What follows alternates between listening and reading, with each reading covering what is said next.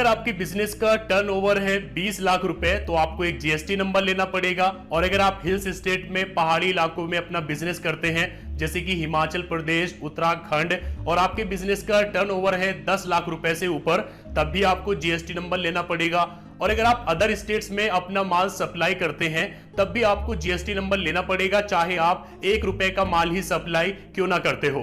gov.in तो आपके सामने गुड्स एंड सर्विस टैक्स की ऑफिशियल वेबसाइट आ जाएगी। यहाँ पर आप सर्विसेज में रजिस्ट्रेशन में न्यू रजिस्ट्रेशन पर क्लिक करेंगे तो आपके सामने एक रजिस्ट्रेशन फॉर्म आ जाएगा, आपको ये फिल करना है। सबसे पहले आप चूज कर लेंगे I am a taxpayer. इसके बाद यहाँ पर आप लोकेशन चूज करेंगे। आपको ध्यान देना है कि आपको वही लोकेशन चूज करनी है जहाँ पर आपका बिजनेस है। आप जहाँ के रहने वाले हैं वो लोकेशन आपको अभी यहाँ पर चूज नहीं करनी है।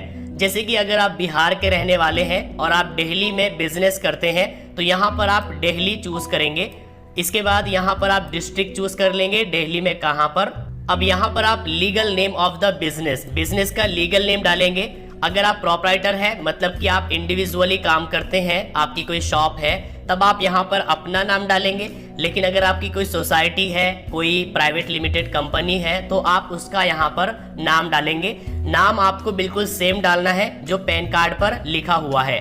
जैसे कि यहाँ पर प्रोप्राइटर के केस में हम यहाँ पर इंडिविजुअल का नाम डाल देते हैं। अब यहाँ पर आपको परमानेंट अकाउंट नंबर मतलब कि पैन कार्ड नंबर डालना होगा। इसके बाद नीचे यहाँ पर आपको एक ईमेल आईडी डालनी है और यहाँ पर आपको एक मोबाइल नंबर डालना है। इसके बाद यहाँ पर आप ये कैप्चा फिल करेंगे, जैसा लिखा हुआ है वैसा ही आपको यहाँ पर ये टाइप कर देना है। लेकिन अगर आपकी समझ में नहीं आता तो आप यहाँ से रिफ्रेश भी कर सकते हैं। इसके बाद प्रोसीड पर क्लिक करेंगे। आपके मोबाइल नंबर पर और ईमेल आईडी पर एक ओटीपी सेंड किया जाएगा। मोबाइल वाला ओटीपी आपको यहाँ डालना है और ईमेल वाला ओटीपी आपको यहाँ पर डालना है। देखिए इस तरह से ईमेल आएगा और यहाँ पर ये है ओटीपी। आप इसको कॉपी कर लीजिए और यहाँ पर पेस्ट कर दीजिए। इसके बाद प्रोसीड पर क्लिक करेंगे। आपका टेम्परेरी रेफरेंस नंबर यानी टीआरएन नंबर जनरेट हो जाएगा। आप इसको कॉपी करके रख लीजिए। ये आपके मोबाइल नंबर पर भी एसएमएस कर दिया जाता है।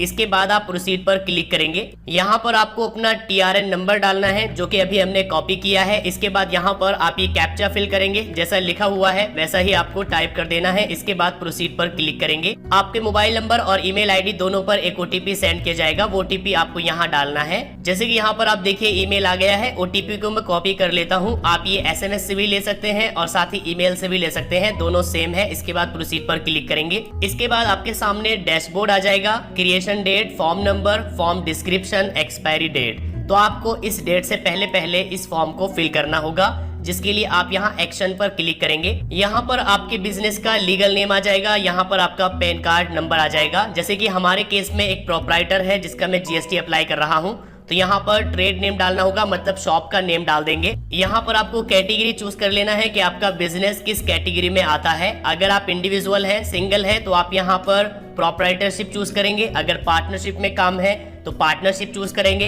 अगर प्राइवेट लिमिटेड कंपनी है तो यहाँ से प्राइवेट लिमिटेड कंपनी चूज कर लेंगे। कोई सोसाइटी, क्लब या ट्रस्ट है तो ये ऑप्शन चूज कर लेंगे। तो यहाँ पर सभी ऑप्शंस दिए गए हैं, आप अपने बिजनेस के हिसाब से यहाँ पर चूज कर लेंगे। जैसे कि हम यहाँ पर प्रोप्राइटरशिप चूज कर लेते हैं। अब यहाँ पर देखिए स्टेट आ गया है जहाँ पर आपका बिजनेस है। यहाँ से डिस्ट्रिक्ट आपने चूज किया हुआ है। यहाँ से आपको सेक्टर, सर्कल, वार्ड, चार्ज या फिर यूनिट चूज कर लेना है। इसके बाद यहाँ पर आपको चूज कर लेना है कि कौन सा जुरिस्डिक्शन लगता है आपके बिजनेस लोकेशन पर। तो यहाँ पर जैसे कि हम चूज कर लेते हैं दिल्ली वेस्ट डिवीजन, आपको यहाँ से चूज कर लेनी है और यहाँ से आप रेंज चूज कर लेंगे। इसके बाद यहाँ पर आपको एक रीजन देना होगा कि आप जीएसटी नंबर क्यों लेना चाहते हैं। जैसे कि अगर आप ई कॉमर्स वेबसाइट्स पर कोई प्रोडक्ट सेल कर रहे हैं उसके लिए आपको लेना है, या फिर जो प्रोप्राइटर था उसकी डेथ हो चुकी है, अब आप नए प्रोप्राइटर बने हैं, या फिर आप इंटर स्टेट सप्लाई करते हैं। तो इस तरह के यहाँ पर काफी सारे ऑप्शंस दिए गए हैं, आपको चूज कर लेना है। अगर इसमें आपका ऑप्शन नहीं है तो आप यहाँ अदर चूज कर लेंगे। अदर अगर आप चूज करेंगे तो यहाँ पर आपको स्पेसिफाई करना पड़ेगा, लेकिन हम यहाँ पर चूज कर लेते हैं इंटर स्टेट सप्लाई। इसके बाद यहाँ पर आपको डेट देनी होगी, किस डेट को आपने ये बिजनेस शुरू किया था, जो कि आप यहाँ कैलेंडर से चूज कर सकते हैं। अब यहाँ पर आपको वो डेट देनी है जिस डेट से आपके ऊपर लायबिलिटी बनी है रजिस्ट्रेशन करने की, जिसमें हम दे देते हैं 14 मई। इसके बाद यहाँ पर टाइप ऑफ रजिस्ट्रेशन, इसमें यहाँ पर आप चूज कर लेंगे टेम्परेरी आईडी। टेम्परेरी आईडी का नंबर आप यहाँ पर डाल देंगे, मतलब TRN number. Date of registration यहाँ से हम आज की चूज कर लेते हैं, लेकिन यहाँ पर आपको ये ध्यान देना है कि अगर आपने पहले से GST नंबर लिया हुआ है तो आप यहाँ पर GST इन चूज करेंगे और यहाँ पर GST नंबर डालेंगे। GST नंबर किस डेट को लिया था वो आप यहाँ पर डालेंगे। ये उस सिचुएशन में किया जाता है जब प्रोपराइटर की डेथ हो जाती है और उसके बाद कोई नया बंदा प्रोपराइटर बनता है। यहाँ ऐड पर क्लिक करके आप पहले से किए गए और भी रजिस्ट्रेशन की डिटेल्स यहाँ पर ऐड कर सकते हैं। इसके बाद आप यहाँ सेव एंड कंटिन्यू पर क्लिक करेंगे। इसके बाद यहाँ पर प्रोपराइटर की पूरी डिटेल्स देनी होगी। अगर आपने कंपनी चूज किया था तो फिर उसकी डिटेल्स यहाँ पर देनी होगी। तो जैसे कि हमारे केस में ये है प्रोपराइटर, तो यहाँ पर प्रोपराइटर का फर्स्ट नेम आ जाएगा, कोई मिडिल नेम है तो यहाँ पर आ जाएगा, लास्ट नेम है तो यहाँ पर आ जाएगा, प्रोपराइटर के फादर का नेम यहाँ पर आ जाएगा। इसके बाद यहाँ पर प्रोपराइटर की डेट ऑफ बर्थ आ जाएगी जो कि आप यहाँ कैलेंडर से चूज कर सकते हैं। यहाँ पर प्रोपराइटर का मोबाइल नंबर और यहाँ पर एक ईमेल आईडी आ जाएगी। इसके बाद यहाँ पर जेंडर चूज कर लेंगे। अगर कोई टेलीफोन नंबर है तो वो यहाँ पर डाल देंगे। इसके बाद नीचे आएंगे, यहाँ पर आइडेंटिटी इंफॉर्मेशन देनी होगी, जैसे कि डेजिग्नेशन स्टेटस, मतलब कि जो प्रोपराइटर है बिजनेस में इसका क्या स्टेटस है, क्या डेजिग्नेशन है। तो जैसे कि यहाँ पर ये प्रोपराइटर है तो हम यहाँ पर प्रोपराइटर डाल देते हैं। यहाँ पर डायरेक्टर आइडेंटिफिकेशन नंबर डालना होगा, जो कि आप यहाँ आई बटन पर क्लिक करेंगे तो आप देख सकते हैं public limited company, private limited company, public sector, undertaking, unlimited company और लिमिटेड लायबिलिटी पार्टनरशिप में DIN नंबर देना जरूरी है, लेकिन प्रोपराइटर में देना जरूरी नहीं है। इंडियन सिटीजन है, इसको आप यस रखेंगे। इसके बाद नीचे पैन कार्ड नंबर आ जाएगा। अगर आप चाहें तो यहाँ पर पासपोर्ट नंबर दे सकते हैं और साथ ही आप आधार कार्ड नंबर भी दे सकते हैं। अगर आप यहाँ पर आधार कार्ड नंबर देंगे तो एप्लीकेशन के लास्ट में आपको साइन करना पड़ेगा, जिसके लिए आपके आधार कार्ड के साथ मोबाइल नंबर लिंक होना चाहिए OTP के लिए। इसके बाद यहाँ पर रेजिडेंशियल एड्रेस डालना होगा। अब यहाँ पर आप अपना परमानेंट एड्रेस डालेंगे, आप कहाँ के रहने वाले हैं। यहाँ पर बिल्डिंग नंबर, फ्लैट नंबर आ जाएगा, फ्लोर है तो फ्लोर नंबर आ जाएगा, यहाँ पर बिल्डिंग का नेम आ जाएगा अगर कोई है, और यहाँ पर रोड, स्ट्रीट या लेन नंबर आ जाएगा। यहाँ पर सिटी, टाउन, लोकेलिटी या फिर गांव का नाम आ जाएगा। यहाँ से कंट्री चूज कर लेंगे। इसके बाद यहाँ से स्टेट चूज कर लेंगे और यहाँ से डिस्ट्रिक्ट चूज कर लेंगे। पिन कोड आप यहाँ पर डाल देंगे। इसके बाद यहाँ पर आपको प्रोपराइटर का एक इमेज अपलोड करना होगा, जिसका मैक्सिमम साइज 100 KB से ज्यादा नहीं होना चाहिए। जिनकी डिटेल्स यहाँ पर दी गई है, अगर इनके सिग्नेचर बिजनेस में इंपॉर्टेंट है, ऑथराइज्ड है, तो आप यहाँ यस करेंगे और आगे आपको सिग्नेचर अपलोड करने होंगे। इसके बाद आप यहाँ सेव एंड कंटिन्यू पर क्लिक करेंगे। अब क्योंकि हमने चूज किया था कि ये ऑथराइज्ड सिग्नेचरी है, मतलब बिजनेस में इनके सिग्नेचर की वैल्यू है, तो यहाँ हम प्राइमरी पर क्लिक करेंगे कि ये प्राइमरी है। लेकिन अगर आप उसको वहां पर ऑफ रखेंगे तब आपको ये कॉलम फिल नहीं करना पड़ेगा। इसमें आप नीचे आएंगे। अब यहाँ पर देखिए लिखा हुआ है कि जो प्रोपराइटर है उसको यहाँ पर ऑथराइज सिग्नेचरी का कोई प्रूफ नहीं देना पड़ेगा। लेकिन अगर आप किसी और को यहाँ पर ऐड करेंगे, ऐड न्यू पर क्लिक करके ऑथराइज सिग्नेचरी के लिए, तब आपको यहाँ पर उसका एक प्रूफ देना होगा।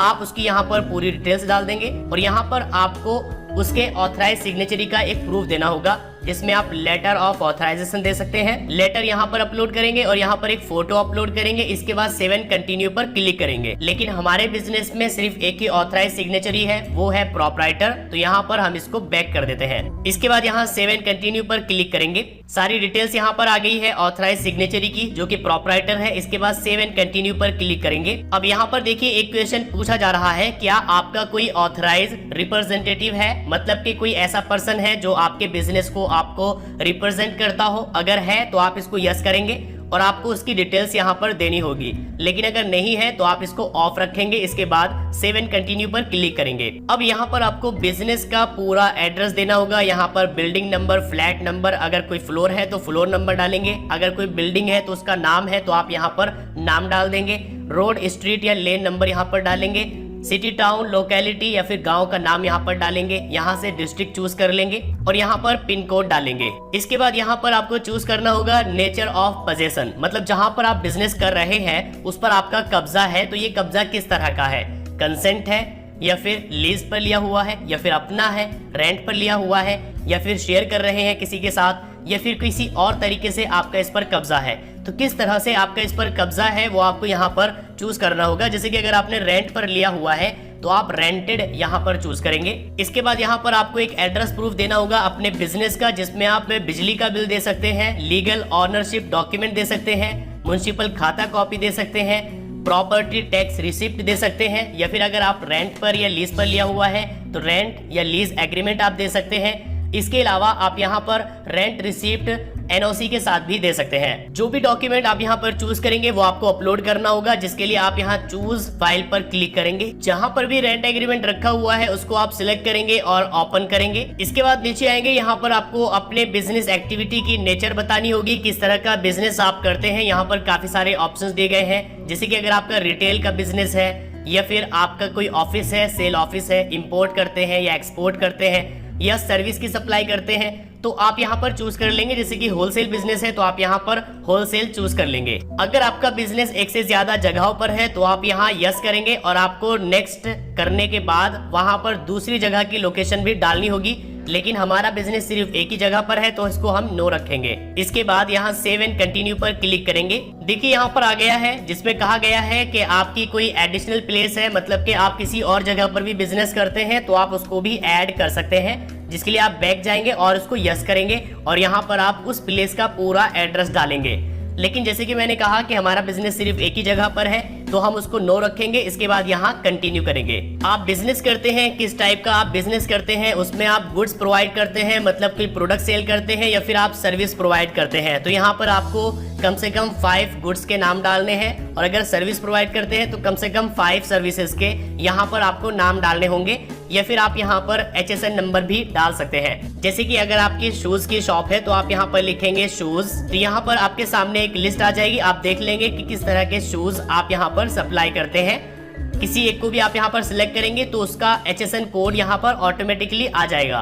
तो इसी तरह से यहाँ पर आप सर्च करेंगे और टोटल 5 आपको यहाँ पर ऐड करने होंगे। टोटल 5 गुड्स और सर्विसेज यहाँ पर आप ऐड करने के बाद सेव एंड कंटिन्यू पर क्लिक करेंगे। इसके बाद यहाँ पर आपको स्टेट स्पेसिफिक इंफॉर्मेशन देनी होगी, ये जरूरी नहीं है, तो बस आप यहाँ सेव एंड कंटिन्यू पर क्लिक करेंगे। इसके बाद आप यहाँ कंफर्म करेंगे, डिक्लेरेशन देंगे अपना, और क्योंकि हमने ऑथराइज सिग्नेचरी में यहाँ पर इनको ऐड किया है तो इनका नाम आप यहाँ से सिलेक्ट कर लेंगे। यहाँ पर आप प्लेस डालेंगे। अगर आपकी कोई कंपनी है, LLP है, तो आपको यहाँ सबमिट विद DSC पर क्लिक करना होगा, जिसमें आपको डिजिटल सिग्नेचर प्रूफ करने होंगे। लेकिन अगर आपकी प्रोप्राइटरशिप है, जैसे कि हमारे केस में, तो यहाँ आप सबमिट विद EVC पर क्लिक करेंगे। और साथ ही यहाँ पर देखिए लिखा हुआ है सबमिट विद ई सिग्नेचर। जैसे कि मैंने आपको बताया, अगर आप आधार कार्ड नंबर डालेंगे तब आपको यहाँ ई सिग्नेचर के साथ वेरीफाई करना होगा। OTP डालने के बाद यहाँ वैलिडेट OTP पर क्लिक करेंगे। आपकी एप्लीकेशन सक्सेसफुली सबमिट हो जाएगी और साथ ही आपको यहाँ पर एक एक्नॉलेजमेंट यानी ARN नंबर भी मिल जाएगा, जो कि आपके मोबाइल नंबर और आपकी ईमेल आईडी पर सेंड किया जाता है। एप्लीकेशन सबमिट करने के बाद आपको थोड़ी देर वेट करना होगा और आपको इस तरह से एक ईमेल मिल जाएगा और साथ ही आपके मोबाइल नंबर पर भी एक SMS सेंड कर दिया जाएगा, जिसमें आपको इस तरह से एक ARN नंबर दे दिया जाएगा। आप इसको कॉपी करके रख लीजिए, ये काफी इंपॉर्टेंट है। कभी भी अपना स्टेटस चेक करने के लिए आप gst.gov.in वेबसाइट पर जाएंगे और यहाँ सर्विसेज में रजिस्ट्रेशन में आपको ट्रैक एप्लीकेशन स्टेटस का एक ऑप्शन मिल जाएगा। आप इस पर क्लिक करेंगे, यहाँ पर आप ARN नंबर डालेंगे। इसके बाद यहाँ पर आप ये कैप्चा फिल करेंगे और सर्च पर क्लिक करेंगे, तो यहीं पर आप स्टेटस चेक कर सकते हैं। जैसे कि हमारे केस में अभी ये पेंडिंग है। जैसे कि यहाँ पर ये एक बार अप्रूव हो जाएगा तो आपको एक SRN नंबर सेंड कर दिया जाएगा, जो कि आपकी ईमेल आईडी और SMS दोनों पर भेजा जाएगा। तो आप यहीं सर्विसेज में आएंगे और ट्रैक एप्लीकेशन स्टेटस पर क्लिक करेंगे। इस बार आपको SRN चूज करना है। यहाँ पर SRN नंबर डालकर सर्च करेंगे तो यहीं से आप GST सर्टिफिकेट डाउनलोड कर सकते हैं। सो आई होप कि वीडियो आपको काफी पसंद आया होगा। अगर आपको वीडियो पसंद आया है तो लाइक करिए, अपने फ्रेंड्स के साथ शेयर करिए, और अगर आपके मन में कोई कंफ्यूजन है या आपको कोई प्रॉब्लम आ रही है तो आप नीचे कमेंट करके पूछ सकते हैं।